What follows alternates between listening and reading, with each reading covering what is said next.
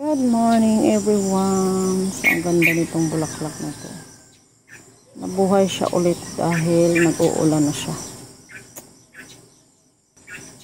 Happy Sabat. Ayan, green na naman siya. Noong tag-init, talagang namatay siya. And then, meron ako ditong bulaklak na napakaganda. Ayun.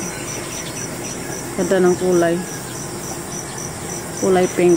Yan yung gusto kong paramihin. So, bigay pala to ng kumari ko. Thank you so much. O, diba, napakaganda.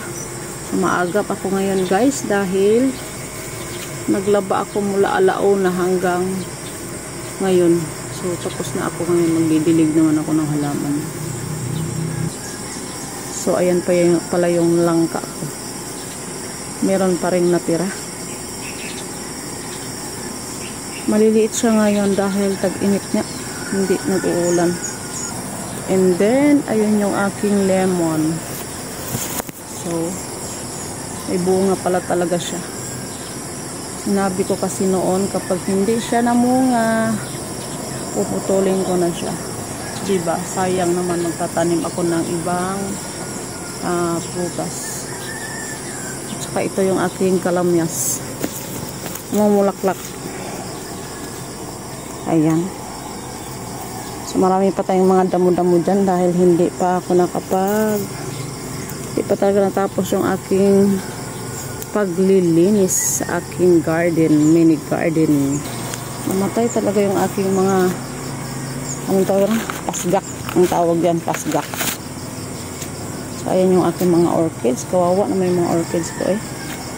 So ito yan yung nangyari sa aking garden guys. So, ayan naman yung aking dragon fruit. Namumulaklak na siya. Ayan. Pukus-pukus. Pero puyat talaga ako ngayon guys. Dahil yung aming tubig nakakapuyat. Alam mo yun. So, ito nagsisi ako na pinutol ko siya. Meron pala siyang bulaklak. Ayan. Nagsisi tuloy ako na pinutol ko siya at itinanim ko siya ulit. Kasi nga meron siyang bulaklak. Oh. Ayan. Bawi na lang sa susunod. Ayan yung bulaklak sana magtuloy-tuloy siya. Doon naman sa kabilang side, meron na din siyang sumisibol. Sana nga magtuloy-tuloy. So, good morning guys. Happy Saturday everyone. Ayan. So, yung ano na yan, yung puno na yan is, ano yan, yung buongon. Hindi ko alam kung anong tawag, anong Tagalog dyan sa buongon.